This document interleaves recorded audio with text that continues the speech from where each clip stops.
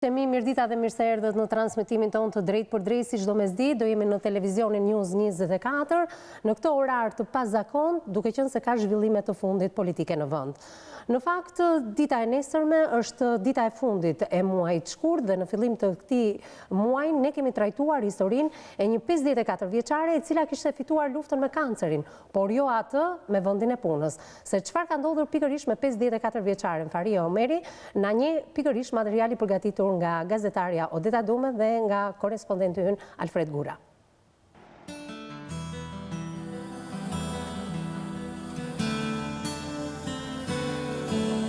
Përshëndetje Vis, ndodhemi në zyrën postare numër 1 në qytetin e Fierit për të takuar pikërisht zonjën Faria Omeri, një zonjë e cila para pak ditësh ka qenë pikërisht në emisionin Me Zemër të Hapur.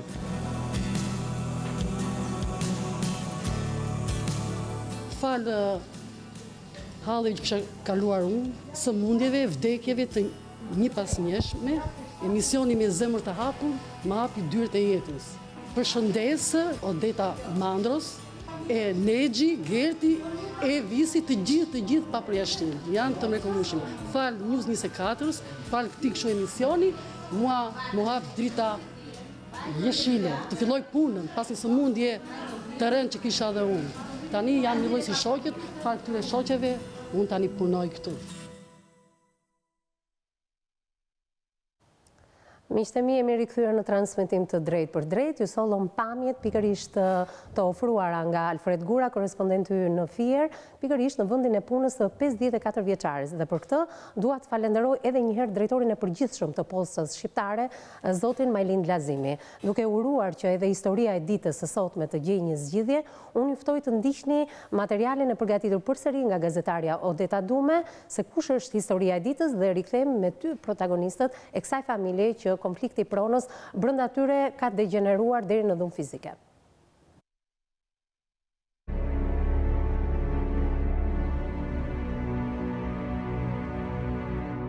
Historia e sotme në emisionin ton vjen nga qyteti I Shkodrës, ku pas vdekjes së prindërve, 3 vëllezër janë në një konflikt për pronën dhe bëhet fjalë për një shtëpi, 2 dhoma e një kuzhinë në lagjen Vojokushi të këtij qyteti. Zanafilla e kësaj prone nis në vitin 1976, ku Riza dhe Nazire e marrin këtë banesë nga shteti dhe bashkë me ta jetonte edhe djali I tyre, Ymeri, së bashku me nusen dhe më pas dhe 2 fëmijët që I ushtuan kësaj familje. Në vitin 1993, si çdo familje shqiptare me ligjin e privatizimit të pronave, edhe familja Grozha nisi procedurat dhe në certifikatën e pronësisë u vendosën 4 emra, 2 të moshuarve dhe djalit dhe nusës së tyre. Pas viteve 2000 nisi konfliktet në familje, debate mes nusës dhe vjerës, por dhe djalit me të atin, dhe këto bën që çifti të ndahen nga prindrit vetëm ekonomikisht, por jetesën do ta ndanin brenda banesës, ku secili dispononte nga një dhomë. Këto konflikte sipas djalit Ymerit vinin nga vëllezërit e tjerë, pasi këta të fundit shtynin prindrit e tyre që banesën t'ua falnin atyre. Në vitin 2010, babai I fëmijëve, zoti Riza, bën një testament ku shtëpin u afal 6 fëmijëve të tij, duke përjashtuar Ymerin, djalin me të cilin jetonte. Dhe po në vitin 2010, Riza I pasi lë testamentin ndron jetë. Në vitin 2012 e moshuara Nazirja, para se të ndronte edhe kjo jetë, lë një testament ku specifikonte se pjesën e saj ja falte vetëm 2 djemve dhe konkretisht Xhemal Grozhdës dhe Vehi Grozhdës. Mes Ymerit dhe 2 vëllezërve tashmë ka nisur një konflikt I ashpër. Ata janë në një betejë të gjatë gjyqësore, ku Ymeri ka humbur 2 shkallët e para të gjykatës, ku këto të fundit kanë lënë në fuqi testamentin e dytë. Sot do të kemi një përballje mes 3 vëllezërve, u pala fituese nga ana e gjykatës do të jetë nga ana tjetër e receptorit.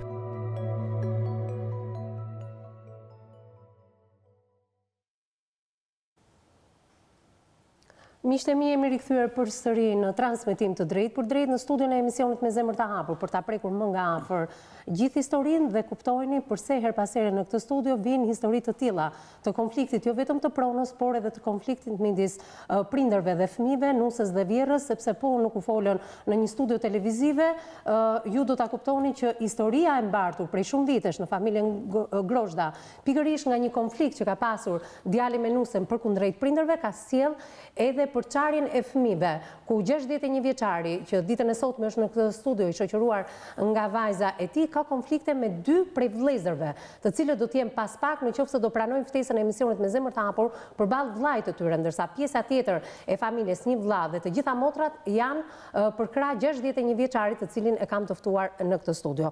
Dhe ai është zoti Ymer Grozhda. Përshëndetje, mirë se erdhe. Ditën e sotme je shoqëruar pikërisht nga Jona. Përshëndetje Jon, mirë se erdhe, me profesionin psikologe, por një ndjekse shumë e mirë e problematikës në familjen e saj, apo jo? Ti je rritur në familjen tënde me gjyshin dhe me gjyshen, megjithatë ke ditur edhe konfliktin e prindërve tu përkundrejt gjyshit dhe gjyshes, besoj se do jetë e paanshme ditën e sotme. Sepse aty ka nisur zanafilla e këtij problemi pronësor që ju keni dhe flasin për 64.9 metra katror, apo jo? Do dojet kishe konflikt me xhaxhallarët e tu për kaq pak metra katror? Njeriu nuk do as për një rrip toke, i thojmë një Shkodër, jo ma për diçka që është jo më për diçka për më të madhe, domethënë asnjë njeri nuk ka dëshirë që të jetë në konflikt. E prindërve të tu, një konflikt që kanë pasur me gjyshin dhe gjyshen ku janë ndarë ekonomikisht, dhe pse nuk u përkrahen nga 2 xhaxhallarët me cilin ju jeni në një konflikt pronësor, kur ato kërkojnë pjesë në familjen tuaj dhe në banesën tuaj prej 65 metra shkatror për afërsisht. Për ta dëgjuar këtë histori dhe për të orientuar sa më saktë do të jetë avokati zoti Eduard Mullaraj. Përshëndetje, mirë se erdhe në studion e Në këndvështrimin e parë avokat, ndoshta të mbartura se her pas here, teksa historitë të tilla midis nusës edhe vjerrës apo prindërve dhe fëmijëve paragjykohet nga teleshikuesi që pse i nxirrni histori të tilla, por ja ku jemi sot që histori të tilla të mbartura brenda 4 faqeve të murit, ose duke u paragjykuar nga një opinion rreth e rrotull banesës ku ti jeton, dhe i gjykuar pikërisht nga ata, sjellin konflikte të tilla familjare, siç është jo vetëm një konflikt i ashpër ligjor, por dhe atë fizik, sepse kemi edhe një rraje midis motrës dhe njërin prej vëllezërve. Problemi fizik ose konflikti fizik që është krijuar është si rezultat i cënimit të ligjeve ose të sistemit juridik i cili akoma nuk është në nivelin e duhur duke ne, sepse ai është rezultati të gjitha këtyre konflikteve fizike pasaj dhe i pasojë të tjera të mëvonshme. Por çështja e pronës për sa kohë nuk ka marrë pozicionin e dur, do ketë gjithmonë konflikte, sepse është edhe ajo lakmia e njerëzve që nga trashëgimia e parë që kanë jetuar në kushte pak të vështira dhe kërkojnë sot një diçka që nuk e meritojnë ose që nuk ju takon ligjërisht.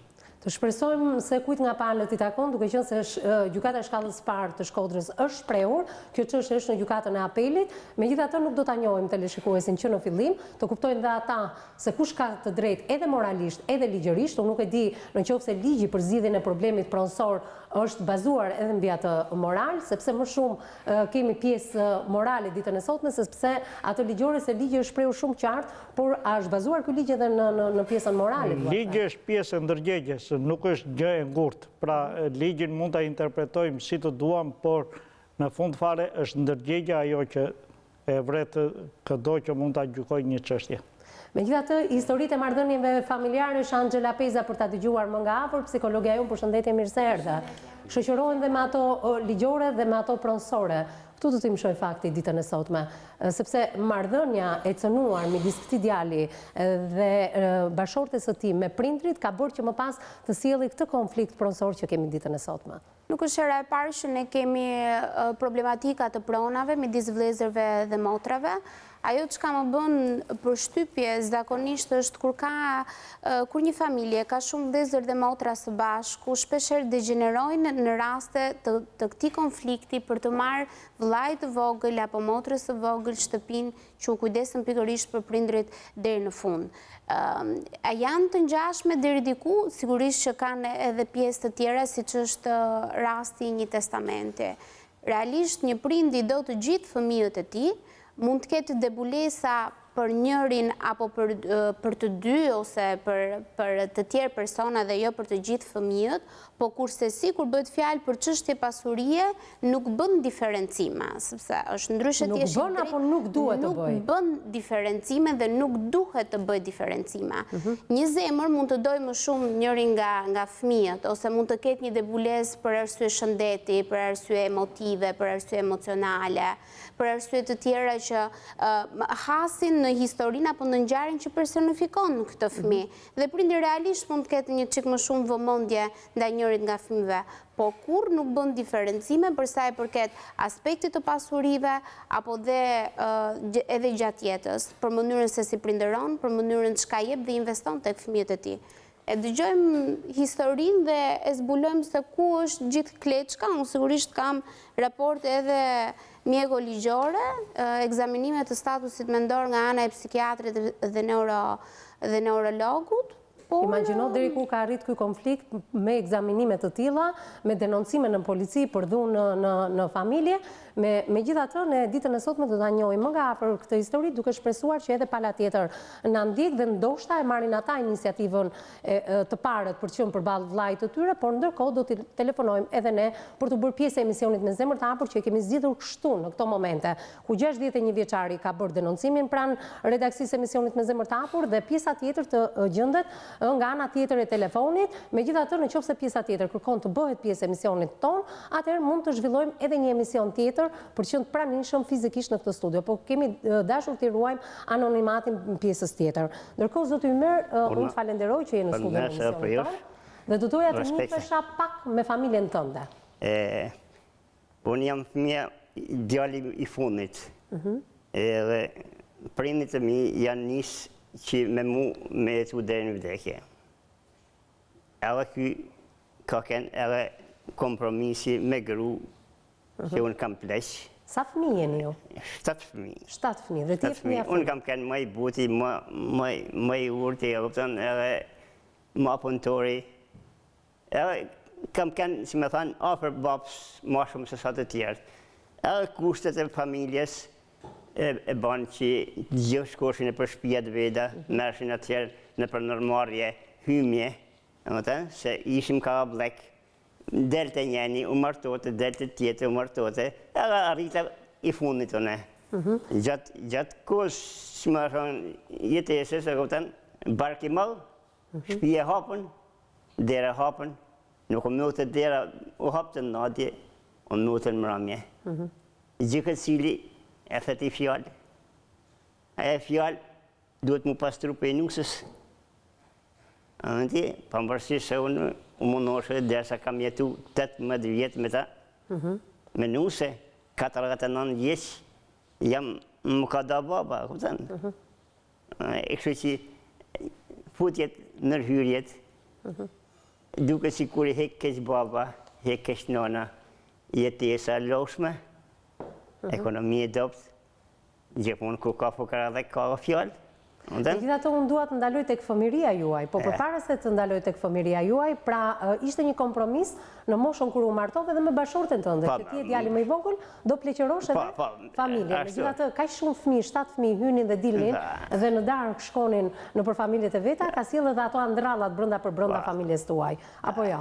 I them na i fjalës, ai shlen një fjalë, aga shka rahat në shtëpi vet, fjala me atë.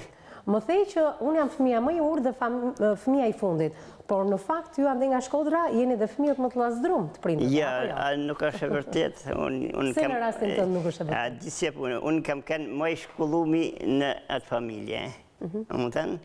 Kam kënë më punëtori, logaritë, qyrë se kam su rrugën e Shkodrës, unë me shtrajsë në dorë kam shërbi familjes, kam bë shërbimet e të.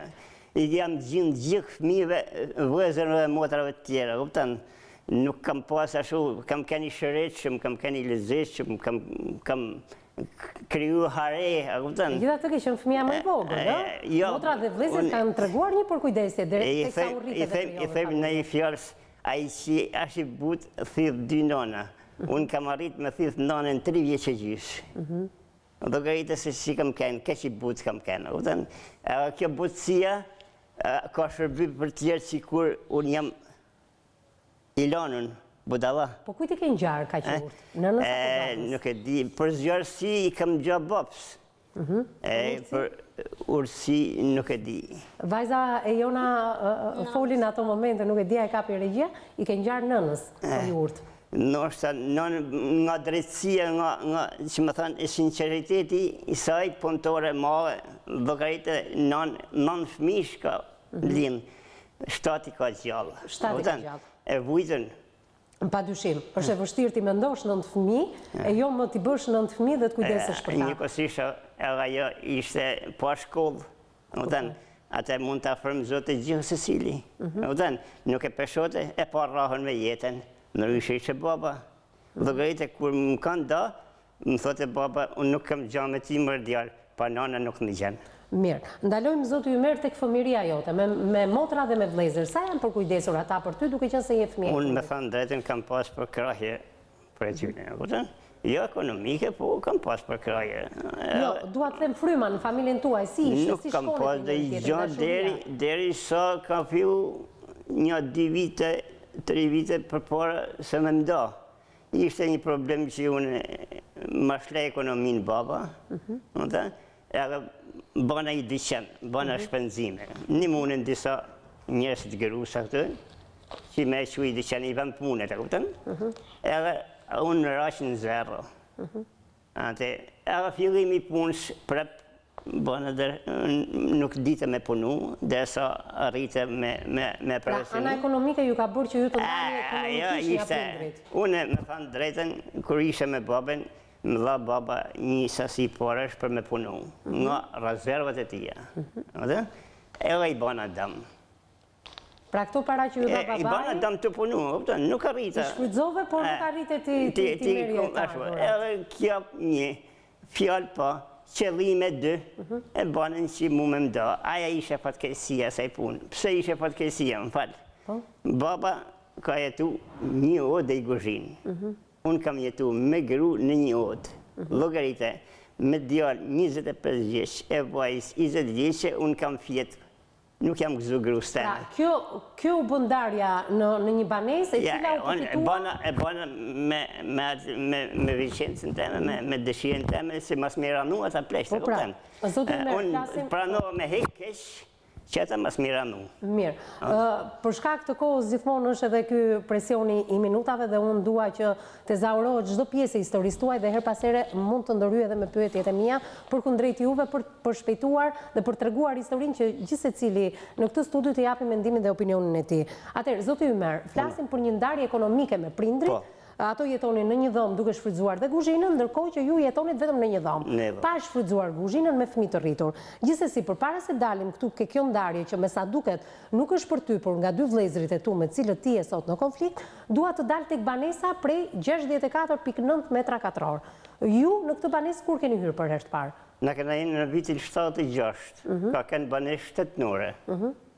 Masi u privatizu, aty ishim 2 kunora, baba edhe unë me gru, edhe 2 fëmijë mitër. Që nga viti 1976, ju keni jetuar në këtë banesë? Pa, kam jetu, unë kam jetu edhe 5 fëmijë, dhe me thënë kena kënë 5 fëmijë.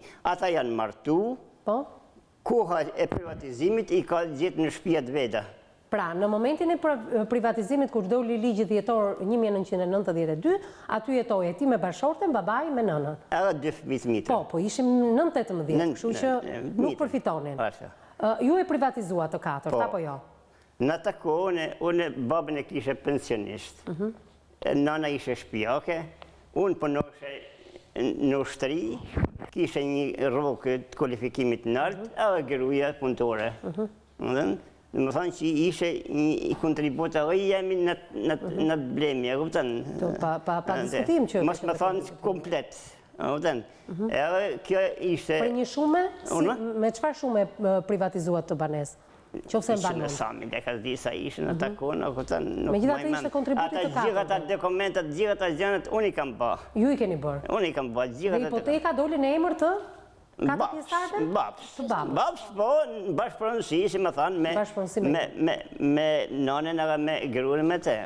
Me gjitha të mbas viteve 90, përveç privatizimit banesës, ju treguat edhe një histori familjare, ku keni dashur të krijonin një punën tuaj me parat që ju dha babaj nga kursimet e ti, me gjitha të ju dështuat në këtë supermarket. Ishim hashim buken bashkë, në. Dhe kjo ju solli dhe konfliktin brenda familjes. A i kujtoj se une, si më thanë, po hi pasionistë tonë e ti pleshnurë, kuptan?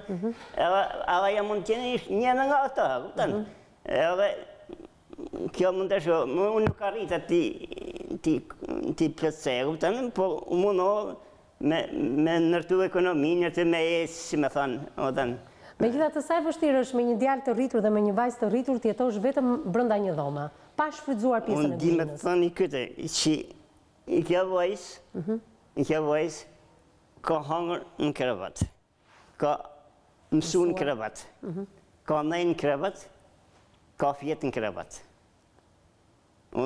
Kjo nuk mundet me nej në karrige shumë, rinë në divan, se nuk ka kryqë. Bukajte ku është ashtu. Me krevate marinarëshe, nuk o njëshi me frymë. Spirali i pëgjerës hapët dimën verë. Dira hapët. Me la enë në banjo. Me la enë në koridor.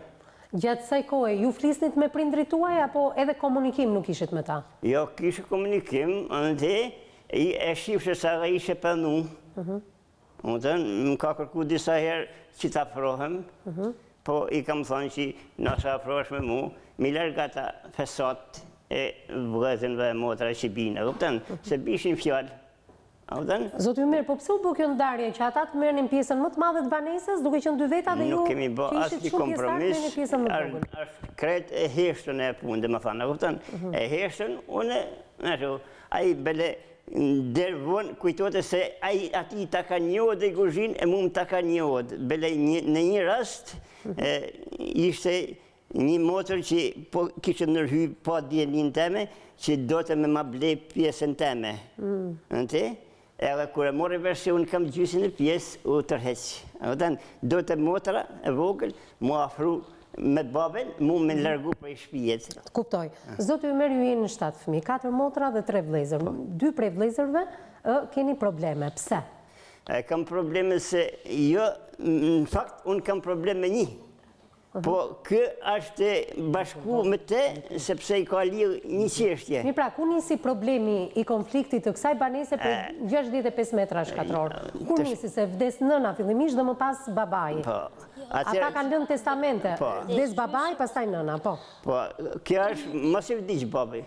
Kër vdiq baba, atër fillun veprimet. Po babaj jo që vdiq i pari, pse lak të testament? Çfarë përmbante kjo testament? Në testamentin e babës, që ja ba në 2010, është ba në një shpi, në shpi në njenit prej vëllazën e vebis, kretë privatisht, po raport mjekësore, se ishte baba 89 vjeç, e nëna ishte 87. Po një dëshmitar aty prezent, si duhet se nëna ishte pa shkollë, po dëshmitar prezent. Po djenin teme dhe disa fëmijëve tjerë. Edhe po djeni e disa fëmijëve tjerë. Unë këtë kam marrë vesh kur kam shku në gjyqë. Kuptoj. Kur a hapë gjyqi, ka dalë testamenti babës. Çfarë përmbante ky testament? Më falë, edhe një minutë. Unë, mos i vdiq baba, unë kam vujtë edhe diçka tjetër. Denancime nga nana e pave dishme, si kur djali me ka dhonu shpinë, kur unë s'kishe dhe ndarje administrative, nana mund vitet e oda jeme, unë mund shkoshe të nana saj, nuk më kap ligji, edhe nëse jem i dhunu shumë, ande me kanë qunë polici, më kanë majtë ka 8 orë aty, me kanë monë pytje, ande, ishte një polic i lagjës që u stjegëtë si me kanë polic me privat, me nërë të shpinë, me cilësa, thote gëdzahin manë si kur zyre për marimit. Mirë. Dhe më thonë që është një veprim kreta shumë. Të kuptoj. Ju kërkoni të shprehni deri në fund dhe të regoni dhe detaje, po është e jam i sinqert, mos më marrin njerëzit për dopsi. Prandaj ndërhyrja ime her pas here kërkon që të pozicionohet pikërisht në pikat kryesore. Dhe duke qenë se jemi tek testamentet dhe tek pjesa ligjore, dua t'ja jap pak fjalën e Jonës. Vajzës tënde, duke qenë se ajo i njeh më mirë këtë pjesë ligjore dhe këtë pjesë emocionale dhe ka qenë edhe e rritur në momentin që largohet gjyshi fillimisht e Jona, apo jo? Fillimisht shumë shkurt nga ty, si është të jetosh në një dhomë prej sa metra shkatror? Ku aty duhet bëhet 12 metra katror. Është si një katror i vogël që nuk mundesh me lëviz as këtej, as këtej, as këtej, po thjesht ke veç i rrugë vogël për të ecër një, vetëm për të ecë një njeri. sepse janë dhomat e vogla që janë bërë në kohën e komunizmit, që kanë qenë shumë ambientet vogla. Do doja të ndaloja pak tek testamenti i gjyshit fillimisht, që ka sjellë këto probleme në familje. Për ta saksu, për ta thënë në mënyrë ligjore, pjesa thot që gjyshi thot që janë ndanë 6 fëmijëve dhe nuk përfshin as babin tem dhe as gruan e vet që ka pas 70 vjet me te në pjesën e tij, dhe ajo çka është më absurdja se aty tekstualisht thot që unë ju ndaj 6 fëmijëve 1/7 e pjesës takuese secilit. 6 nuk bie 1/7. Po, kështu e thot tekst, po, është kontradiktor, është absurd, dhe vetë testamenti, mënyrën se si e ka formulu, ose ajo letërja që e ka formulu, jam e bindur që është gabim krejtësisht ligjor, sepse 1/7 mbet 1/7. Po pse jo njerëzor dhe ligjor, mund t'jetë edhe nga shpejtimi i noterës? Duhet jetë edhe njerëzor, sepse ajo s'ka raport mjekësore, sepse është ligji që si për moshë 80 vjeç duhet ketë edhe raport mjekësore. Njëjtin gabim ka bërë edhe me gjyshin, sepse janë bërë 2 testamente të dy një lloj.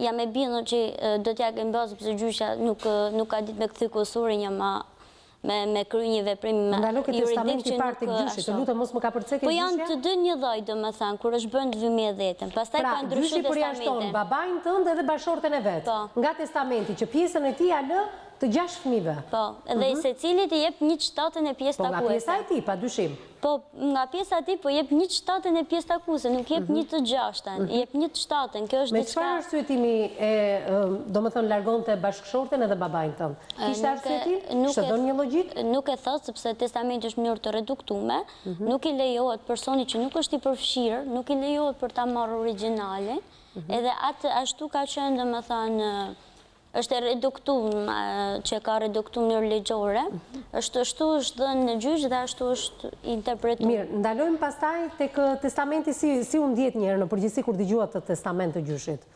Çfarë ndodhi në ato moment? Në fakt e morë me vesh në gjykat, nuk është se dinim, as se ekzistonte fare. Pra nuk dinit? Jo, absolutisht, edhe një pjesë e fëmijëve nuk e dishin.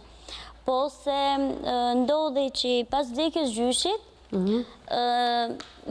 vendosëm që varimit bëhet ka në agjit, me që shtëpia jonë ka vite që nuk është rregullu edhe është nga që është amortizume, atëherë vendosëm që ta banim varimin, ta banim krahun tjetër.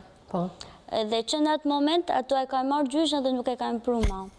Dhe bishin 6 muaj me polici dhe vishin me policë lagje, si mund thuhet një farë mënyre, edhe vitet duke si roli i përmarusit, do më thënë, myllë këtë dyrë, ose myllë atë derë, ose demëndaj këtë dhomë, ose këtë dhomë. Ajo e kishtë gjithë shpinë. Ajo, do më thënë, ka shëti gjithë konë ka ardhë dhe dhomë tonë shpeshire dhe nuk ishte nevoj për të ardhi policë, për të regullu mardhanjën. Kjo ndarje që u bë më njërë në bazë vdekjes së gjyshit, ku xhaxhallarët morën gjyshen tënde dhe e sillnin çdo 6 muaj të paraqiten në banesën e saj. Jo, 6 muaj të parë, pastaj kanë filluar gjyqet, pas 6 muajve. Mirë, e sillnin me policia të diçka ka ndodhur këtë siush? Unë nuk e kuptoj, por ajo që ndodhi... Ishte polici blem. Bleme i do të ta bënte sikur ka kontradikto. Jo, ajo për ta shpjegu më mirë, ajo që ndodhi ishte në ditën e tretë kur filloi kjo. Sepse unë shkosha për varimin e gjyshit dhe që janë pjesa e ritualeve të shtatat. Në ditën e tretë vllai largon janë në motor. Në më thënë... Një xhaxha jote. Po, të shtëpia e tij, si thon, sepse ishte vendos për të pushu. Ishte vendos për pas pushim, për pas një marrëdhënie normale. Sepse kështu ishte ajo, si thot, një lloj pakti, ku diun, një lloj pakti shpirtëror. Ishte vendos që pas ka ndodhur diçka përpara vdekjes së gjyshit, që ju vendosët paqe gjatë momentit... Po, vendosën paqe gjatë... ...të ritualit të zisët, jo? Po. Gjatë ceremonisë mortore dhe derisa të kryen të gjitha ritualet shqiptare, apo jo? Pra, ka ndodhur diçka, për këto ju pyeta më përpara që u ka çuar. Atë që ditën e tretë, pastaj e kanë nxjerr hallën teme jashtë, dhe që në atë moment unë nuk kam shku më. Halla, me çfarë arsyetimi doli jashtë? Përse kishte grindje apo nuk i takon pjesës? Po, doli jashtë për arsye sepse kisha ardhur aty dhe mendonin që kjo vajza pse vjen. pavarësisht unë isha si Po mirë pra, e jona më lërë të kuptoj diçka. Pse ishe pa dëshirueshme tek xhaxhallarët e tu? Pra diçka ka ndodhur në familjen tuaj. Nuk e di, unë nuk i dija këto plane, po nuk i dija këto plane që i kishin këto fsheta, domethënë, edhe mendoni sikur po zbulosha. Nuk mund të shpreheshin në sy të saj. Nuk i dija unë plane, nuk i dija se kishin bërë testament. Ata doshin të shtroshin i problem që mu bë dakartë tonë që një odë me Allah ti vua se me majta vanonen. Ata nuk mund të shpreheshin në sy të saj. Kuptova, pra pas vdekjes së gjyshit, nëna duhet të shkonte bashkë me dhomën e saj tek njëri prej vëllezërve të tu. Taj vlla që është ngjitur me ne. Tek vllai që është ngjitur dhe u të hapësh derë në dhomën e nënës, nuk ka jetuar nëna, del direkt në shtëpinë e vllait tjetër. Aja është oda jeme në fakt, po me ndru odën edhe me dol aja. Me marr nënën bashkë me odën. Tani kuptova. Aja motra nuk ishe dakord. Aty bëhet debati. Aty më thënë fillojnë. Megjithatë, e pa dëshirueshme ka qenë e Jona, vajza juaj, në ato probleme, po ato ta zgjidhin momentin që largohej e Jona, le diskutonin ata. Po, ashtu është. Kur se kja ishte tu vërdu, aja tha këtë mos me largu prej këtu, këtu duli më thënë aty që u konfrontun motra me vua, ne do flasim, po, se me kë ka jetuar nëna në këtë dhomë, arriti xhaxhai, ta merrte nënën bashkë me dhomën dhe çfarë testamenti ka përpiluar nëna vetëm pas pa, por gjatë kësaj pjese në lidhje të drejtë për drejtë telefonike ka qenë edhe njëri prej vëllezërve i cili na ka dëgjuar dhe dëshminë e vllait të tij dhe të mbesës. Pas pak do futet edhe zotria i cili do jetë përballë pretendimeve të vllait dhe të mbesës së tij në këtë studio. Ndiqim pak publicitet dhe rikthehemi më njëherë. Mi jemi rikthyer përsëri në transmetim të drejtë për drejtë, po flasim për konfliktin e pronës brenda familjes Shkodrane Grozha. Ndërkohë që në një lidhje të drejtë për drejtë telefonike ka dëgjuar disa minuta në pjesën e parë të këtij transmetimi pikërisht njëri prej protagonistëve i cili është në konflikt me zotin Ymer, të cilin e kam të ftuar në këtë studio dhe ai është zoti Vebi Grozha. Përshëndetje. Përshëndetje. Zoti Vebi, faleminderit që je me ne në këtë lidhje telefonike përballë vllait edhe mbesës. Pa tjetër. Atëherë, vazhdoni që ndroni në lidhje telefonike, mund ta merrni fjalën sa herë të doni, sapo të përfundojmë me mbesën tuaj, sepse jemi pikërisht në një moment kulmor të kësaj ngjarje dhe të konfliktit të pronës që ju keni me vllain tuaj. Jemi në momenti kur ndron jetë babai juaj dhe ata njihen me një testament të lënë nga ai. Ndërkohë që konflikti e ka zanafillën pikërisht këtu në këtë lloj testamenti, ku njëri prej vëllezërve kërkon nënën së bashku me dhomën. Dhomë e cila i leverdiste për shkak të shtëpisë së tij që e kishte ngjitur me murin e nënës dhe ndërkohë shumë mirë mund të hapte një derë dhe mund të përfitonte dhomën e nënës. Po është e drejtë kjo nga ana ligjore dhe emocionale, flasim pas pak të ftuarit e mi. Faleminderit zoti Vebi. Atëherë, e jon jemi së bashku, kemi dhe xhaxhain tonë në lidhje telefonike për të mos qenë përballë këtu dhe të marri të tjera dimensione dhe mos keq kuptohemi dhe keq interpretohemi dhe tek ata që na ndjekin.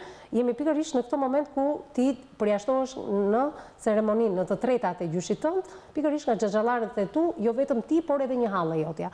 Çfarë ndodhi në këtë moment?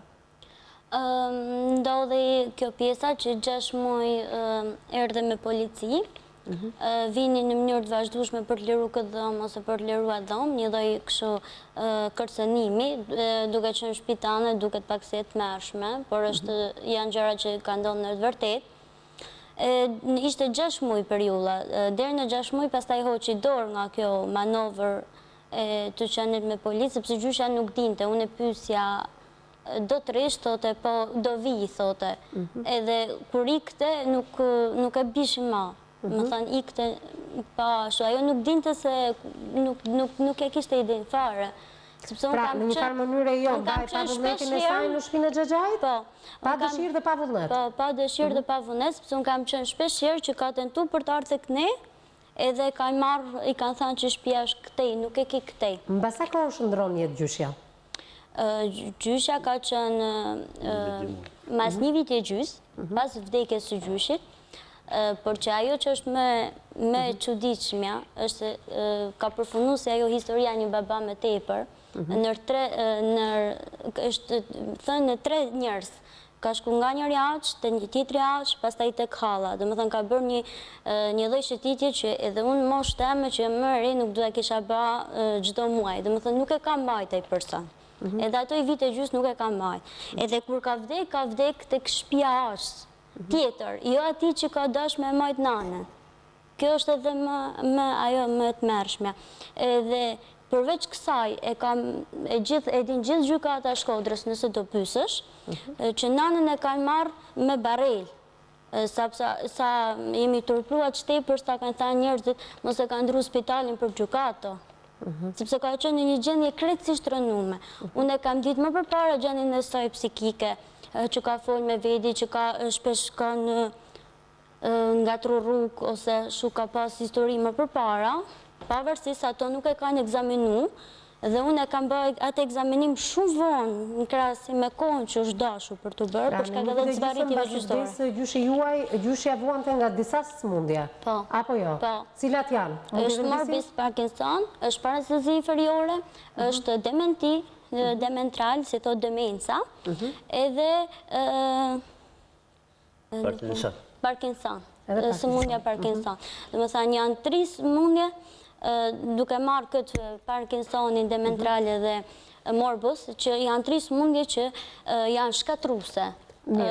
Dalim tek testamenti i gjyshës, që ju thoni ishte i përafërt me atë të gjyshit, dhe dalim si ka vijuar proceset gjyqësore, ku aktualisht është e gjykatën e apelit. Ato të ndryshun pas 6 mujve, ndryshuan testament dhe vunë në emër të dyve. Se si testamentin e parë dhe dyti nuk kanë qenë gjithë dijeni për testamentin që janë bërë. Është bërë me të njëjtën notere, edhe nuk ka pasur përsëri raport mjekësore, edhe pse ishte e çuditshme si ishte e dyta herë që përbante një testament. Domethënë, është dashur ajo vetë në mënyrë juridike që ti kishte thënë që i të bat testament dyta, je sigur për atë që i të bat. Do të një raport, sepse edhe mosha vetë kanë qenë bitë edhe të sa vjeç, kur është bërë testamenti. Plus që gjyqja ime ka qenë analfabet. Ajo nuk ka pasur, s'ka ditur të shkruaj, s'ka ditur të kënoj, nuk ka pas dini ajo edhe kusurin kur ja këthy, e ka këthy shpesher gjyqi se nuk ka dit të këthej. Kur ja kanë dhanë lek mango, do më thanë kur ka blej diçka. Llogarit e kuptimin e akteve juridike që ajo nuk i ka ditë, ka vu një gisht edhe nuk i ka ditë se çfarë gishtit ka vu. Mirë, të ndalëm ke kronologjia edhe jo tek opinionet tuaja të drejt për drejta, se gjithkush nga palës po të pyesësh, japin dhe ata shpjegimin e tyre të mbrojtjes së kauzës. Megjithatë, do doja ndaloja tek proceset gjyqësore përpara se fjalën ta merrte Xhaxhaj. Atëherë ajo ka qenë gjallë deri në periudhën e procesit gjyqësor që ka qenë gjyqi psikologjik, por që ajo vdiq pa marrë kudjestaria, pa vendos kudjestaria, por u vendos që ajo ishte pa afë mendrisht. Atëherë kjo bëri që çonte drejt në apelin e shkallës së parë, që ato lanë testamentin e dytë në fuqi, edhe pse kishte shumë parregullsi ligjore nga ana jame, domethënë që në bazë të konsultimeve që kanë bërë juridike me persona që janë të fushës, e kanë lënë testamentin e dytë në fuqi që është e 2 fëmijëve. Edhe kur nëna ka dalë pa aftë? Edhe kur ka dalë pa aftë, ajo vdiq përpara se të marrote gjyqi psikologjik. Dhe nga ato sëmundje që ju thatë? Po, ai ishte raportet. Gjykata e shkallës së parë Shkodër mund të lënë në fuqi pikërisht të testament? Po. Edhe se për shkak se raporti ishte 11 muaj përpara se ajo të kishte bërë testamentin, pavarësisht se sëmundja ishte në një fazë të avancuar, i thojmë në faza 4, sepse është në bazë të ekspertizës, dhe faza 4 e kësaj sëmundje do të thotë që është drejt degradimi sepse ka edhe një fazë. Dhe në bazë të anës psikologjike dihet se faza parë është 1 vit deri në 2. Faza e dytë është 2 deri në 3. E kështu vazhdojnë, domethënë, rritje grada. Pra, ju kemi humbur gjyqjen e shkallës parë, ndërkohë që prisni të vendosi apelin në lidhje me konfliktin e Jo, ne presim, kemi humbur edhe apelin, po presim gjykatën e lartë për ta vendosur. Gjykatën e lartë edhe apeli la në fuqi pra pikërisht po, testamentin, po la. Zotësisë nënës pra, edhe pse buante nga këtë sëmundje dhe të flasi edhe psikologja Angela Peza për të hyrë më në detaj të gjitha diagnozave që kishte gjyqja juaj. Megjithatë, do doja të pyesja zotin Vebi. Zoti Vebi, më dëgjon? Patjetër. Atëherë do doja të dija edhe mendimin dhe opinionin tënd përkundrejt vllajt dhe mbesës që kam në këtë studio.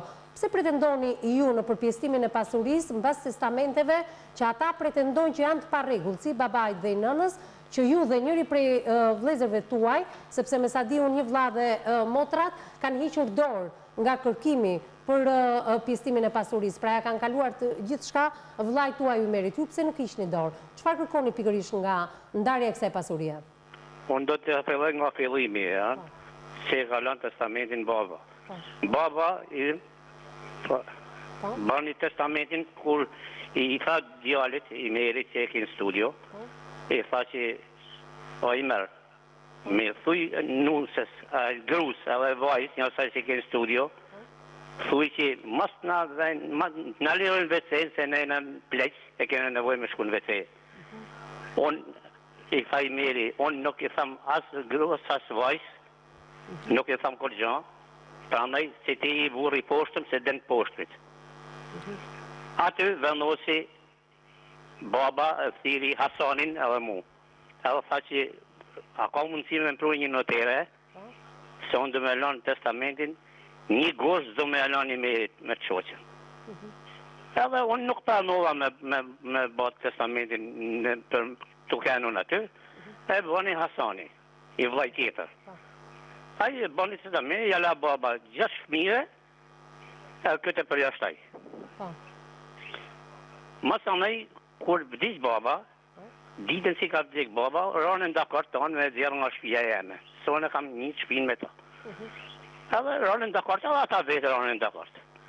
Pa djerë gjenazën, kërja ka shpërthy vomën edhe gozhinën bas, edhe e ka trejt tana gjanat, e ka trejt në trena. Në mas mu prish morgu, nuk kena bazan, kena me qetë. E kena lanë me kaluat punë. Nana ka mejtë unë, sa ka vdik baba. Mas 5 jave, ka shku motra vogël, fitneti, me që nanën të shpia, se do të me shku të voma vetë. Ky ka ra shirma motës, edhe nanën, ka dash me mojtë nanën, nana s'ka mi gjumë i nej, ka ardhë pap të unë, me gjithë motrën. Vjen puna, shku me në ndagje. I kam njëkë gjitha procedurat që duhet më njëkë. Shku me në lagje, aty i thome të lagje, shtu rame dhe karqi. Taloj nanën të prinjë të voma vetë. Sa të desi nana, tanë fëmijë si jena, i lëshojmë të firmat, të noteri, që ja kena falë i Meri, tana gjanat. Kjo thote, ja, nana divin, shpi, motrat e vllazit nuk i dur shpi teme. Shku me në polici, me nanën bashkë, se nana ishte këtë në regull, normale, ishte një të në 4-5 të shku të vajza vetë. Shku me aty në polici, erdhi policia, i tha, që se vlen nanën të mo? E more në majtën 24 orë mramë. Mos 24 orëve, e në qunën këtë, se një që ishe procedura, edhe më thanën mu, me gjithë vlanë me motër, më thanën, merë në nanën, qonet e dhoma vetë, se si njët zonë i gojës ma. Edhe me fartë, shku me unë me vlanë, edhe me motërën, edhe me nanën. Shku me të shpia, sa shime të shpia ti, krap i vunën shullin ders, edhe morën qenërisë të nanën policinë. E i thanën policisë, hajde se kena zënë 2 hajdutat në shpi. Erdhi policia, sa tha për policia, unë bele e njifë njërin prej policie, e me bani policia, i një vlazën më pojtë, tha më në vlazën një në më qënë dhe më. Duhet më ardha dhe në polici, tha më registru, tha se kështu ashtë në regullë. E unë shkova me vlanë, edhe këtë në polici. Atë në polici i thonë, si është puna, i thonë, i spjegunin të këtë vedër. Taloj nanën, i thashë ati shefit policisë. Taloj nanën, ti në mamë, se kalon nanën, bleni braven, tha, se që unë nanën atë në shpi, në vombet. Na ble me braven, erdhe me nanën, kjo nuk doli ma, qiti motrën, tretën me të shoqen. Edhe dolin atë për para, gadi mua ra me policë, se s'ti gjoshin me lanë nanën me hinë vombet. Nuk ti gjoshin me vua dhe s'braven. E me banë ata policisë më thonë, një gjamar djali një, këtë punë e zjelë vetë në gjykata. Në ta mojë mramë i 24 orë, mas i 24 orë jenë në 2 mi lëshu. Nëse i natë më thonë, shka të plaj me nanën tjera të jenë bomë, shkoha fjetën me nanën bomë, unë kam fjetë me nanën bomë atë mramë, ka kanë vu me telefonin të dera lomës, ta në natën e kanë lanë me telefonin mes, të janë gjana, shdo gjanë reale, se e din tonë fisi e tonë lagja. Edhe e kanë lënë atë me telefonin, nana pak shurdhe, edhe unë gjysë shurdhe të ishim, ja fut me gjumë disi, fletë. Masi nese, shkaj prap me quni nese, ndërli biri, ka marë sakite, ndërli në shvise me myte, nese, nuk janë për atë punë, po kanë marë sakite, në dole të oba shamat, nuk të alonën me hinë dhomë. Që tha policia dhe lagja, tha lagja me shku në gjykatë më dhe se zgjidhë gjëra ndryshe. Para se me shku në gjykat, shkova ka pa vënë e nusës i Merit, si e ke aty, i Sakun. E ka pa me djallin e vashti, edhe i thash, oj sak, a myllim këtë punë me sak, që ka ken, ta lojnë nonën të rinë vonë, ti shërben këtë dojnë nona, nëse dhe nona i ma gjypi qkojnë të shërben, se pengan kush. Edhe ka shku këtë vëllaj rëziku, i ka thonë ti ke shpinë tëme, gryja e me ti ka latë, të ma dhe s'ka kërku ko gja hi se shpia, pa ndel për shpijet, më tha që i dur për pjetë, tha, nuk mund dhe më marrë veç më dhe viserën të marrë. Edhe nese, për aty, kam kap djallin e ti. 22 vjeç djalli. E kam marrë të shpia jeme me gjithë dhone e malë, Gjemalin. E kena thonë dvirit, e kena thonë, si... O, mirën, nuk ju kam arsa, shumë mirën, sa probleme ja punë, ndesh na kesh, ndesh nos na kesh, i thash sa problem. O, mirën, thuj bafs, ta lojnë nonën të rinë dhëmbet, ti shërbejnë nonës këtë kjo qif nona, ta vejnë firmen të noteri, ku dushti, ta vejnë firmen që sa desi nona mërë t'jo fali tana. Unë edhe motat e mija, ata 2 motat edhe vlaj. Ky erdi ka arë këtu, s'ka gjithë mund shpi, tu bo shamat, ma keni mashtu djallin, ma keni bo djallin nese, o puna, erdi punët është vetëm gjyqimi i do këtë punë. Hap me gjyqin, kena pas gjyqin e parë, në seancën e pajtimit, me Hasan Selimin. I kam thonë i keq Hasan Selimit, i kam thonë, zote krytar ti mu është mu gjyqin qishitash. Që ku jena i të në gjykat, ti vem firmat tani të sa desin nana, merë të ja falin tana, edhe pjesën e babës e pjesën e nanës. Kësë kam i gju. Hasan Selimi la dorheqe për ati gjyq. E na qullin gjyqin me Elizabeta Radovanin. Gjyq mos gjyqe të bëtë seanca ma seancash, kur vjen puna, në seancën e fundit, që ishin bëtë të në regullat, me myllë gjyqin, i tha, të shtja, keni gjamë me folë, tha, son gjyqin të ta myllë, se s'kam qa vazhdej moj, tha, krytarja. I tha, u që i meri, i tha, zoja krytare, ti mund është me myllë gjyqin, po ndatë bëjë gjyqë mas gjyqit, këta ti ven panalinat nënës, e ki të shkrumën në dosje, ta fjallë se tha mund. Ta ti ven, aje qiti i ashtë krytarja për i salës gjyqit. I merin me gjithë avokatin e vetë. I ka qiti ashtë. Me gjitha nuk arrit të kuptoj, zoti Bebi, ju të vla juaj, qëfar kërkonja aktualisht në përpërstimin e pasurisë? Unë kërkaj amanetin e nënës e të babës. A, kërkoni amanetin për shkak se Ymeri është sjell keq me ta? Për sjell keq me ta. Ymeri ka shku shoqen deri atje në Teheni Qobani. Po prezencën tonë. Se atje ku bëhet pajtimi, janë 2 tavolina, Teheni. Këta kanë bëhet një tavolin e kanë do për gjysë. Mua nuk më intereson çfarë ka ndodhur aty, më intereson çfarë aty ku gjithë palët janë të përfshira me vullnetin tuaj të plot, vini palët që jeni në konflikt faktikisht. Megjithatë, zoti Bebi, ju thoni për shkak të sjelljes së keqe që ka ndodhur midis vllait tuaj dhe prindërve tuaj, ju nuk të riqeni nga testamenti, apo jo? Po ti, ja me unë, po me kënë kush da, nuk ka si të riqet nga testamenti. Sepse nëna ka 5 vjetë ka vjetur. Nona ka shku derë në derë, e këse ka lanë me hinë shpi. Ka shku të motra në 4-5, ka me i mujë, që pale më dhe respejtë nëse më kanë mojtë motra dhe vlaj, edhe 2 motra dhe vlaj, më kanë mojtë, ka i mujë, ka lanë mora mu vetë mund. Nona ka lanë amanetikës, letër në shtyllë, që kena vu e emnat na. Po, e di që edhe në lajmërimin e vdekjes nuk ja keni vënë emrat. Jo, që ka vu e emnat, se kena tu amanetin e nonës në ndam.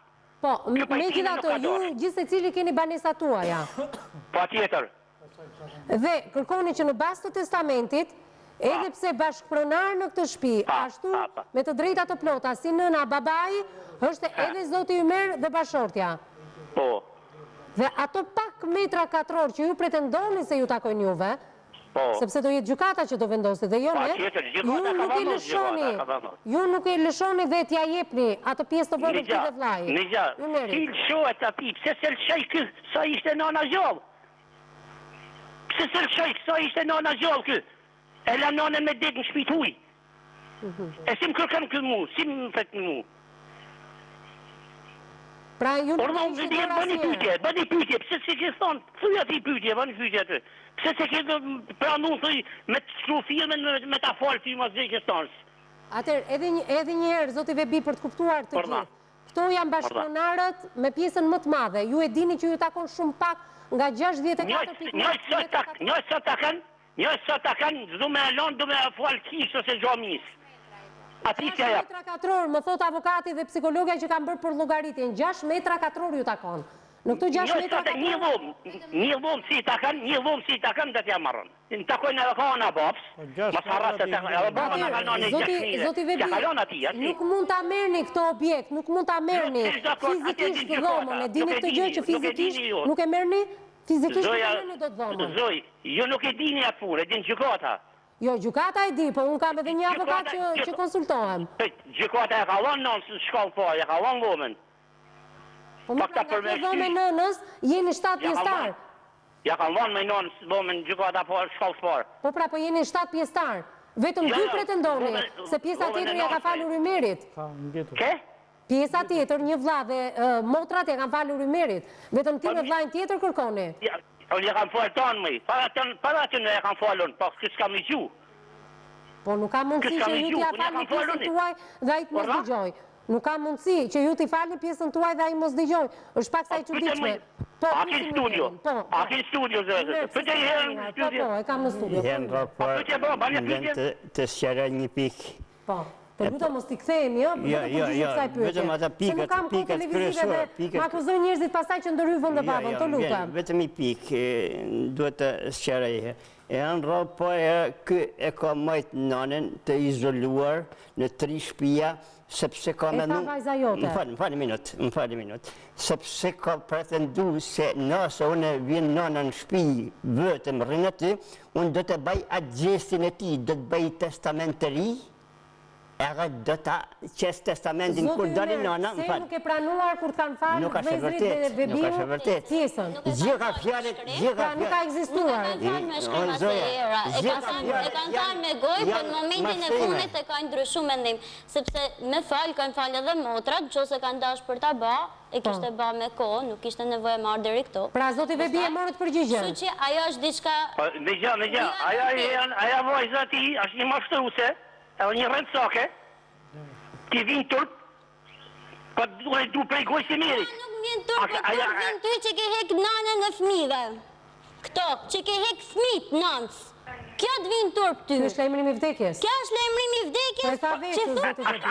Asa amaneti nanës, asa amaneti nanës. Asa nana me dek shpit vetë.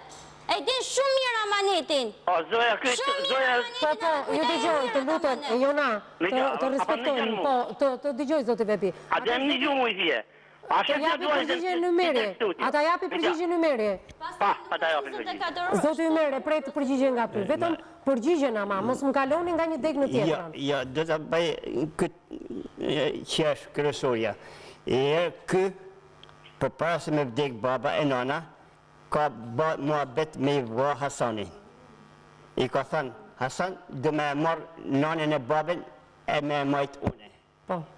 Gjonë matë mirë i ka thënë Hasani dhe s'ka pranu asë njeri. Po, nuk i ka thënë si unë du me marrë nanën e babën edhe du me marrë edhe i orë shpi. Zotë Ymer, mund të më japësh përgjigje pse s'ke pranuar në momentin kur ai Vebiu dhe vllai tjetër ka dashur. Nuk është e vërtet. Nuk është e vërtet. Nuk është e vërtet. Nuk është e vërtet. Pra ma fakt pse nuk është e vërtet. Nuk është e vërtet pse fjalë e mashtrim ka. Fjalë e rënë. Ai mund të më thoni diçka tjetër. Që ka vdek baba, mas i sahatit ki lejmëru që baba ka vdek. Mas i ki marrë pasonin e luishme, i ki vjarë ma mi me thonë, atërë mëse i këtë qitë lejmërimin që ka vdek baba në shpit të me një aty. Atërë, kaloj ke zoti Vebi, e morët përgjigjen zoti Vebi. Edhe i diçka tjetër. Drejtu se seancët. Edhe i diçka tjetër. Jo, unë drejtoj emisionin, nuk drejtoj asë një seancët. A ka mundësi? Po. A ka mundësi? Në që ose mundeni me komuniku me në njërin për gjyshtarve, Hasan Selimin, ose Elizabeta Radovanin, ata e kajnë mos e qartë se që kam thonën midis gjyqit. se s'kam dosh me i vazhdu mua gjyqin. Me afol tana gjana stacionin që ka, nuk më duhet të pyes asnjë nga gjyqtarët, të lutem, nuk më duhet të pyes një nga gjyqtarët, sepse këtu fillon ndërmjetësimi dhe sheshimi gjithë problemeve tuaja.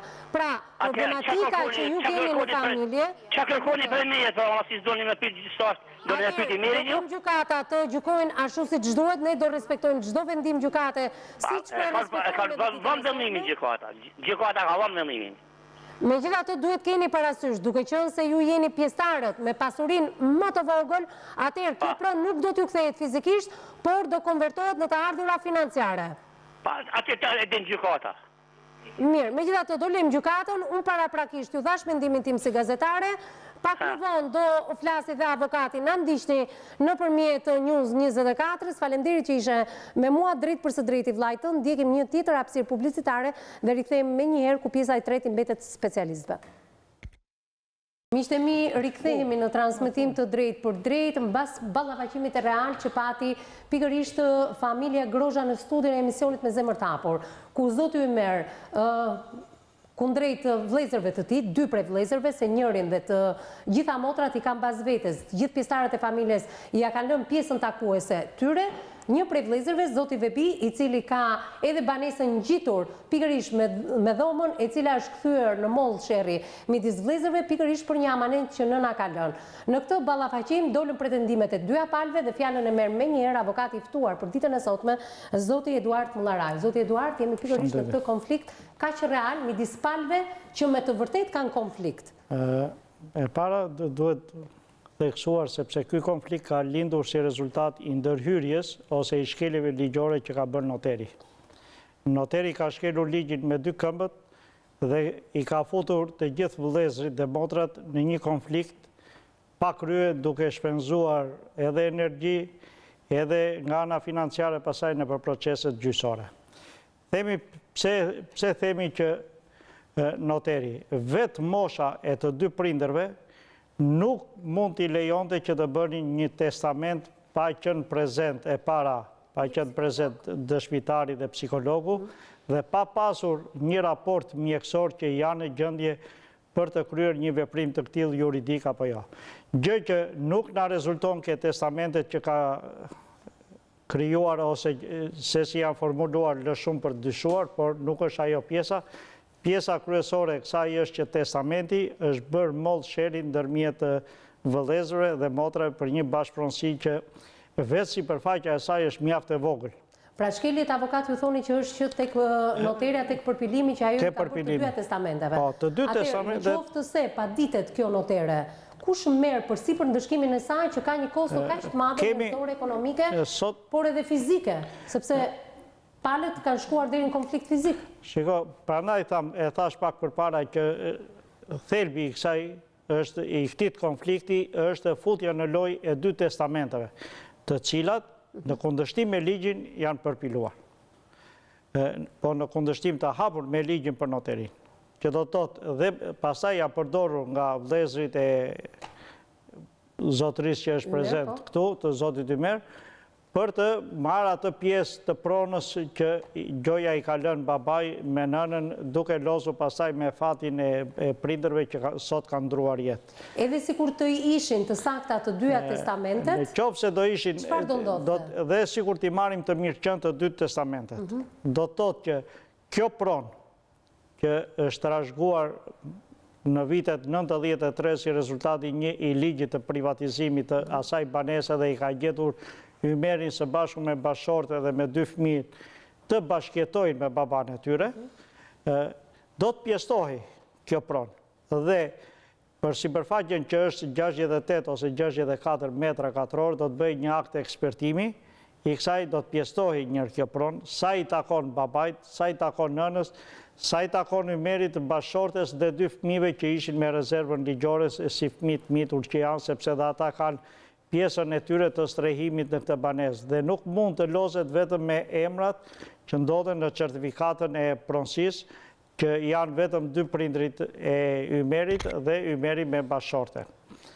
Pra, banesa, po të ishte vullneti i mirë, si për gjykatat, ashtu dhe për palët që ishin në këtë proces, duhet të mbyllej procesi gjyqësor, duhet të pjestoj banesa në qoftë se nga 6 fëmijët që ka lënë babai Ymerit, kush nga ta do hiqte dorë, do ta bënte veprimin juridik nëpërmjet noteres duke deklaruar me vullnetin e lirë që unë heq dorë nga pretendimi i pronës, i pjesës së pronës që i takon babait tim dhe nënës time, dhe duke hequr pjesë gjithsecili nga këta duke shprehur me vullnetin e lirë gjithsecili nga këta pretendimi për të larguar nga kjo pronë, atëre do bëj pjesëtimi, do bëhet për llogaritja e kësaj prone, sa ngelet, sepse prona e babait dhe e nënës së Ymerit do të pjestohet për të 6 fëmijët. Dhe nga 6 fëmijët, Ymeri do marri atë pjesë që i takon së bashku me ata që do heqin dorë nga pretendimi i kësaj prone, dhe rezulton pasaj që mund të ngelet një sipërfaqe mjaft e vogël, por po ta marrim si shumë mund të ngelet vetëm 5-6 metra katror, s'mund të ngelet më tepër. 5-6 metra katror për të dy vëllezërit që nuk ishin dorë. Për të dy vëllezërit që dhe ligji e përcakton mjaft qartë pasaj që kjo sipërfaqe e metrave katror do të konvertohet me anë financiare, pasi nuk mundet që të ndahet. Po pse vepron kështu ligji, avokat, sepse e pa shumë të sigurt në vetvete zotin Vebi, kur faktikisht ai është fitues në gjykatën e shkallës parë dhe në atë të apelit. Tashmë presim të gjykata e lartë. Në gjykatat tona ka ndodhur edhe shumë fenomene nga më të shumë. Ai donte pjesën fizike të pronës, le të jetë 5-6 metra katror. Ajo pjesë fizike nuk mund të ndahet sepse i humbet funksioni banesës. Nuk mund të ndahet dhe ka ligji të përcaktuar qartë. Ka ligji të përcaktuar. Pra duhet ta kuptoj pra zoti Vebi. Patjetër që duhet ta kuptoj, dhe në qoftë se ai do të fitoj 4 metra, 3 metra ose x metra katror, mos lozim sepse e merr si shembull atë pasaj dhe e përdor atë fjalë.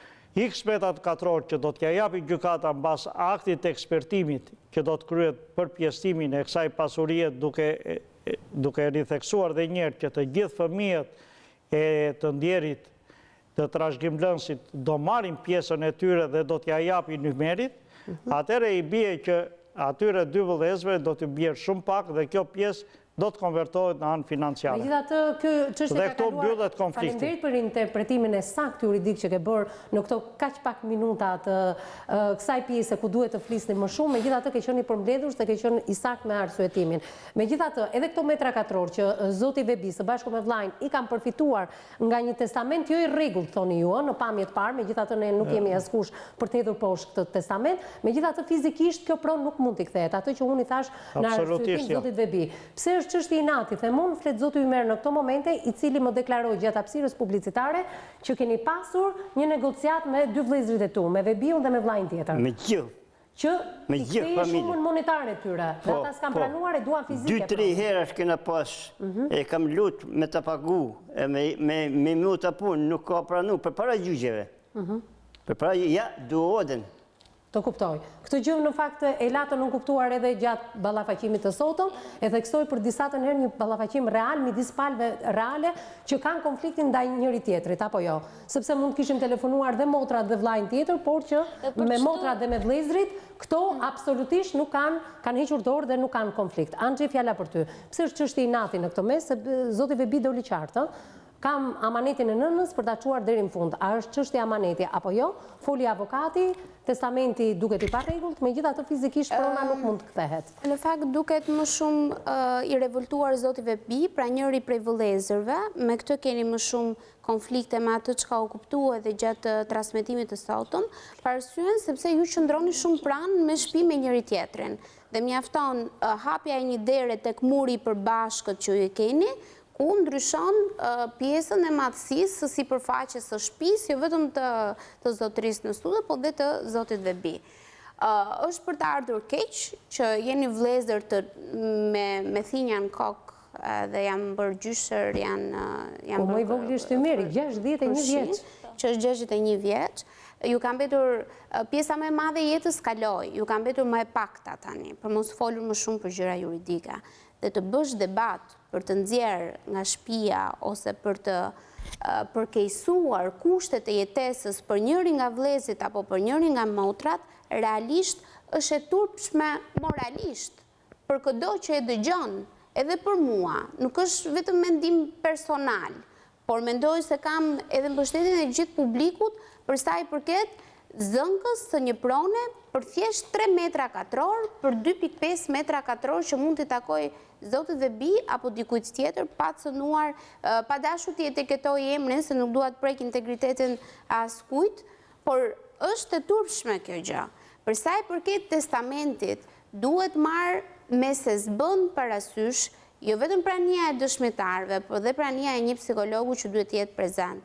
Ne asnjëherë nuk mund të bëjmë deklarata notariale pa qenë e shoqëruar me ekzaminimin e statusit mendor, me ekzaminimin e statusit psikik, që ne jemi të aftë mendërisht për atë që shkruajmë, për atë që ka shkruhet në atë letër, dhe jemi me vullnet të plot, të pandikuar për letrën që kemi shkruar. Nëse ne kishim të bëjmë me një zonjë të ndjerë, që nuk dinte të shkruante, nuk dinte shkrimi dhe këndim, vuante nga sëmundja e Alzheimer, për gjithë ata që nuk e kuptojnë këtë lloj terminologjie, është degenerimi i qelizave të trurit. Me kalimin e moshës, ata harrojnë, shpjegimet për zonja ndodheshe në fazën e 4 të demencës së Alzheimerit. Në fazën e 4 ajo nuk artikulonte, kishte një mutizëm të saj, nuk të ndiqte me sy, kishte një lloj mos afekti edhe nga ana e mimikave të fytyrës. Si shkohet në fazën e 4, Angji? Për sa kohë, se përpara një viti e gjysmë ku shfaq ka pasur progresive. Ajo ka pasur, do të thënë, progresive, që do thotë ka përparuar gjithmonë e më shumë. Pra, përpara një viti e gjysmë ku konstatua pikërisht kjo diagnozë që ju thoni, ajo ka firmosur testamentin për cilit ju duk avokati shumë absurd dhe duhet dënohet noterja, thotë, për pilimin e asaj kontrate. Pikërisht, ja po them që para një viti e gjysmë ajo mund të ketë qenë edhe në fazën e parë.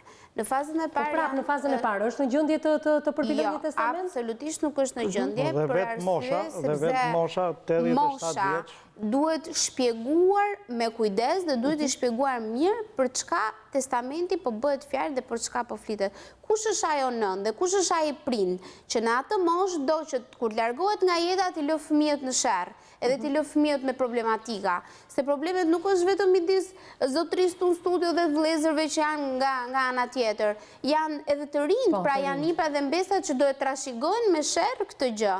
Dhe kjo është problemi shumë i agravuar, që këto gjykata duhet jenë më serioz në punën e tyre. Po para se të shkojmë te gjykata, duhet bëjmë më me përgjegjësi ata që shkruajnë dhe merren me jetën e njerëzve, siç është noteri, siç është psikiatri dhe siç janë qytetarë të tjerë që bëjnë profesionin e tyre pa arritur deri në këto degradime të familjeve shqiptare. Për ato 3 metra mendoj dhe ritheksoj që është turp të riflitet dhe të diskutohet sot në studio. Po si mund të vendosim një ndërmjetësim, qoftë edhe moral, qoftë edhe psikologjik, edhe më pas ligjor? Një ndërmjetësus qoftë nga fisi, qoftë nga vendi ku ju po jetoni aty në Shkodër. Një dashamirës që do që këto familjet mos t'jenë në konflikt me njëri tjetrin edhe mos kenë probleme, le të ndërhyjnë dhe le të zgjidhin këtë punë paqësisht. Dhe nëse zotëria do t'ja paguaj atij nga ana financiare, këto gjëra duhen bërë patjetër me dokumente të rregullta ligjore. Po nëse nga ana tjetër kërkohet prona fizike, edhe pse ligji nuk ja një gjë të tillë, ti çfarë do sugjeroj, Angji, si psikologe? Unë do të sugjeroja një konsulent shumë të dej nga ana e avokatit përfaqësues të zotërisë, t'ia shpjegonte me detaje se tullat dhe themelet nuk ngrihen për të marrë mbi shpatulla dhe për t'i spostuar. Jo, zoti Bebi e ka murin e banesës së tij fushme. E thashë dhe prandaj pikërisht sherri, molla e sherrit është ai muri që ndan njërin vlla nga tjetri. Unë sugjeroj edhe një herë që të ketë një mund ta dojë fizikisht, mund ta paraqesi edhe si një rast të veçantë në gjykatë, që unë e kam banesën ngjitur. Molla e sherrit për mua është testamenti, nuk janë ato. Molla e sherrit është testamenti pa përpiluar si edhe lajmërimi i vdekjes. Edhe lajmërimi i vdekjes. Ku janë përjashtuar fëmijët. Realisht shumë e vështirë. Mirë, po sipas të drejtës zakonore që kanë dhe këta nga zona atje, duhet të mblidhen burrat dhe duhet të ta zgjidhin dhe me pajtim këtë pjesë, sepse është një pretendim. Unë nuk e di pse e zgjidhen kur prindrit ishin gjallë, sepse unë e pyeta zotin Bebi, kjo po shkon për çështjen e natit, po. Me iniciativën dhe të xhaxhallarëve. Se do të çojë amanetin deri në fund. Ose të pleqve. Pra, e kuptoni sa të rëndësishme janë marrëdhëniet familjare që diskutohen në këtë studio? Mundet që ta zgjidhni dhe paqësisht këtë pjesë, pa i transmetuar brezave të rinj, atë konflikti i cili mund të trashëgohet dhe se ta trashëgojnë zemërimin e tyre dhe hakmarrin midis vëllezërve. Në qoftë se zoti Ymer do kishte ardhur në momentin, në vitin 2012, në këtu kemi qenë, dhe të tregonte problemet që ka pasur me nënën me babajnë, të kërkonte atyre një falje publike, që të gjitha të ardhurat që babai kishte grumbulluar dhe ja dha për të ngritur një punë të tillë dhe një ekonomi private, dështuan sepse ekonomia e tregut kështu është, sa i nxjerrja jashtë tregut, atëherë nuk do kishim edhe këto zemra që më pas janë pasuar tek vëllezërit e tij. Prandaj them që duket ndonjëherë të rëndomta marrëdhëniet familjare që diskutohen në këtë studio, por kanë një feedback për saj shumë të madh, siç është edhe ky ballafaqim real ditën e sotme, e theksoj për disa të njerë midis palëve që ka pasur konfliktin dhe që ka konfliktin dhe që janë palët reale, siç është zoti Vebi, të cilin e falenderoj që na hapi telefonin e tij dhe u bë pjesë e këtij ballafaqimi drejt për së drejti në televizionin News 24. Një fjalë doja thoja, unë mendoj që të gjithë të energji që kanë harxuar të dyja palët në proceset gjyqësore, duhet të gjejnë pleq në zonën ku banojnë, ta zgjidhin pleqësisht të punë dhe të pajtojnë dy vëllezër dhe të pajtojnë vëllezërit njëri me tjetrin, sepse ajo pronë do ngelet aty, këta do ndrojnë jetë si që kanë ndruar prindrit e tyre dhe do të trashëgohet ke fëmijët e tyre, fëmijët do të trashëgojnë ke fëmijët. Përveç të parve të fisit dhe të urtëve të fisit, mund të zgjedhin dhe një njeri jashtë fisit, si që është ndërmjetësuesi, një njeri i ligjit. Një asnjënës. Ju falenderoj të dyve për prezencën në këtë studio. E Jon, do ta japim bashkë edhe thirrjen e fundit të drejt për drejt nga kjo studio? Ato mesazhin e fundit drejtuar Xhaxhait, Vebiut me cilin ti e përballur ditën e sotme. Atëherë unë po i kujtoj fjalët e nanës, sepse nana ka qenë, gjyqja ka qenë një njerëz shumë i dashur dhe i dhënë pas fëmijëve.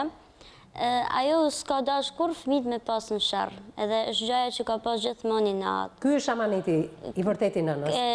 Atë amanet ajo ka lënë që të vdiste në shtëpinë e vet në fakt. Por që nuk u realizua ajo gjë. Sepse është edhe çështje natyrale, ndoshta ka qenë ajo kur nuk ka dash asnjëherë në jetën e saj që t'i ketë fëmijë në sherr. E ka pas brenda shpirtin nëse e di dhe për shkak të shkollimit që ke bër, të duhet të hedhësh ti hapin e parë? Mund ta hedhësh ti me Xhaxha? Unë jam përpjek disa herë, po nuk ka dash. Zoti Ymer, ju bashkoheni me vajzën tua? Bashkohem me ta, në bajthirje që t'hekon dorë nga kjo marrëzi që i thojnë, ati nuk i kushton gjë, në lojnë edhe mund tjetej.